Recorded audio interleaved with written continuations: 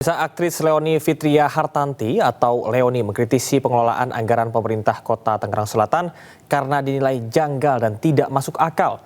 Wali Kota Tangerang Selatan mengaku siap bertemu dengan Leony untuk menjelaskan duduk permasalahan secara rinci. Oke, gue mau curhat dikit ya. Jadi kan gue ini lagi ngurus. Inilah video artis Leony yang viral di media sosial. Dalam video, Leony mengeluhkan adanya biaya pergantian nama ahli waris di rumahnya. Tak sampai di situ, Leony juga membongkar laporan anggaran di pemerintah Tangerang Selatan di tahun 2024 yang ada di laman situs tangerangselatan.go.id. Leony pun siap untuk bertemu dan berdiskusi soal anggaran ini. Ada beberapa hal juga yang lebih penting yang pengen saya dan mungkin sebagian masyarakat Tangsel ingin sampaikan terkait permasalahan sampah, terkait permasalahan jalanan, dan masih banyak lainnya. Mudah-mudahan kita bisa berdialog secara terbuka, nggak cuma saya doang, tapi juga beberapa masyarakat bisa ikut hadir juga di situ. Yang pasti saya tunggu undangannya, Pak. Bisa bisa hubungi saya aja, terserah mau lewat cara apapun. Saya tunggu ya, Pak. Terima kasih. Wali Kota Tangerang Selatan Benyamin Daphni pun mengajak Leony bertemu untuk menjelaskan duduk permasalahan secara rinci. Benyamin Daphni menambahkan untuk laporan anggaran yang dimaksud oleh Leony hanya jaringan pemeliharaan kantor pusat pemerintah, bukan untuk pemeliharaan jalan ke Tangerang Selatan. Memang tadi sudah dijelaskan 731 juta nggak mungkin ngebenerin jalan sebesar itu. Itu hanya satu khusus untuk perbaikan jaringan listrik, dan itu pun hanya di Pemkot saja. Ya kan, hanya Pak, di kantor Pemkot saja, bukan se-Tangerang Selatan. Makanya jumlahnya 731 juta, dan itu sudah dilaksanakan. Selain pemeliharaan jalan, Leony juga menyoroti program penunjang urusan pemerintah daerah yang nilainya mencapai 2 triliun rupiah.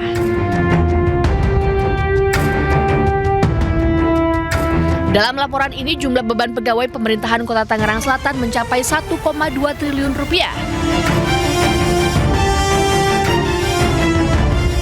Sementara anggaran untuk bansos yang diberikan untuk warga hanya sebesar 136 juta rupiah. Tim Liputan, iNews melaporkan.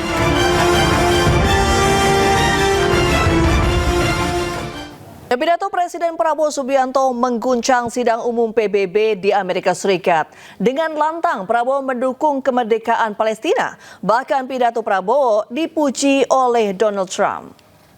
No one country can bully the whole community of the human family. Presiden Prabowo berapi-api menyampaikan pidatonya di sidang umum PBB. Dengan lantang dan sambil menggebrak meja, Presiden menegaskan bahwa tidak ada satu negara pun yang bisa menindas komunitas umat manusia. Prabowo juga menyuarakan perdamaian dunia dan mengingatkan kekerasan bukanlah solusi. The use of violence will beget violence. No one country can bully the whole community of the human family.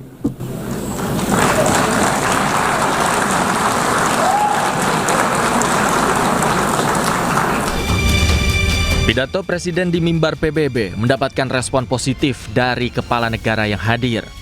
Bahkan dipuji secara langsung oleh Presiden Amerika Serikat Donald Trump.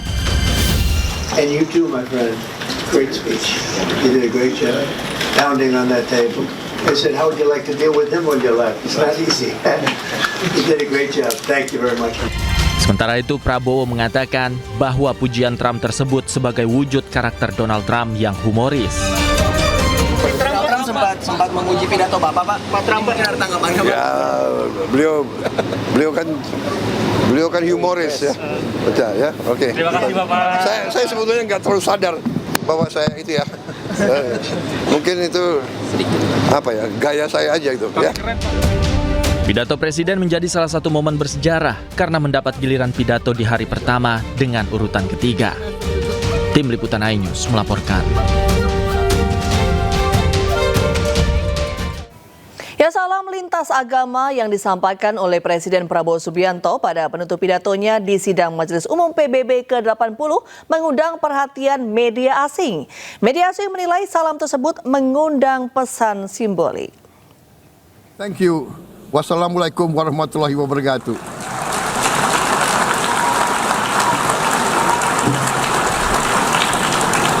Shalom. Om Santi, Santi, Santi Om. Namo Buddhaya. Thank you very much. May God bless us all. May peace be upon us. Presiden Prabowo Subianto mengundang perhatian media asing ketika menyampaikan pidatonya di sidang Majelis Umum PBB ke-80 di New York, Amerika Serikat pada Selasa 23 September lalu. Shalom. Salah satu hal yang disorot adalah gaya salam multireligi yang diucapkan pada akhir pidatonya, yakni rangkaian salam dari Islam, Yahudi, Hindu, dan Buddha. Media asing pun menilai salam tersebut mengandung pesan simbolik dari negara Muslim terbesar di dunia. Media India The Daily Jagran menyoroti salam Om Shanti Shanti Om yang biasa digunakan umat Hindu dan mengajak semua agama hidup rukun. Sementara itu, Times of India menyoroti sisi sekuler dari salam Prabowo. Media tersebut menilai salam multireligi yang disampaikan oleh Prabowo menunjukkan upaya Prabowo menghadirkan semua agama besar dalam satu pesan perdamaian, khususnya di forum diplomasi internasional. Media News 18 dari India juga menyoroti gaya salam Prabowo yang unik sebagai simbol dunia ideal yang ia impikan, yakni perdamaian tanpa kebencian dan tanpa kecurigaan. Sementara itu, media Times of Israel juga menyoroti salam pluralisme Prabowo. Media tersebut menilai kata shalom jarang diucapkan pemimpin negara Muslim, terutama di forum internasional.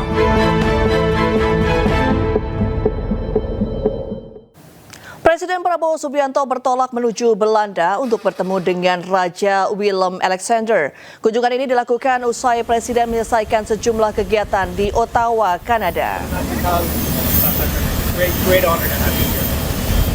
Keberangkatan Presiden dilepas oleh sejumlah delegasi, termasuk Duta Besar Republik Indonesia untuk Kanada, Muhsin Syihab. Presiden didampingi oleh Sekretaris Kabinet Teddy Indrawijaya. Selama di Kanada, Presiden Prabowo menjalani sejumlah agenda penting. Di antaranya bertemu dengan Gubernur Jenderal Kanada Mary May Simon. Salah satu hasil diplomasi penting di Kanada adalah menghapus 95% hambatan tarif dagang untuk produk Indonesia yang masuk ke Kanada. Kesepakatan ini membuka peluang besar bagi ekspor komoditas Indonesia.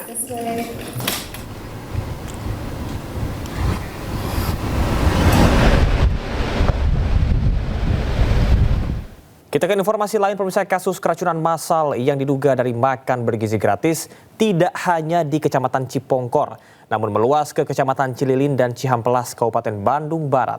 Puluhan korban keracunan masih menjalani perawatan di RSUD Cililin. Ayo mundur. Mundur. Awas, Bu, awas, Bu. Punten, Bu.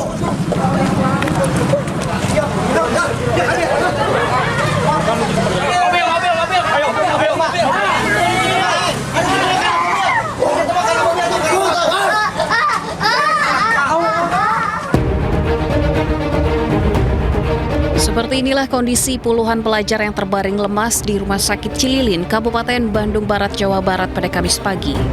Para pelajar ini masih merasakan pusing, mual, dan nyeri perut usai mengkonsumsi makan bergizi gratis yang dibagikan dari sekolah. Pasien yang datang ke sini mempunyai gejala mual, kemudian nyeri perut, dan pusing. Sebagian gejalanya itu, sehingga pengobatannya juga lebih mengarah ke gejala yang dirasakan oleh pasien. Pasien korban dugaan keracunan makanan berasal dari Kecamatan Cipongkor dan Kecamatan Cihampelas yang datang dari RSUD Cililin ada 107 orang.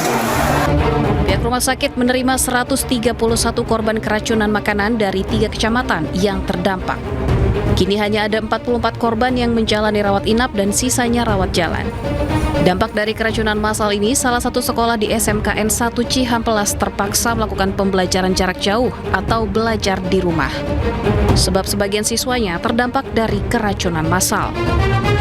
Awalnya pusing, terus mual, terus kan langsung dibawa ke ruangan. Di situ tuh udah benar-benar pusing banget sama sesak, udah dibawa jalan.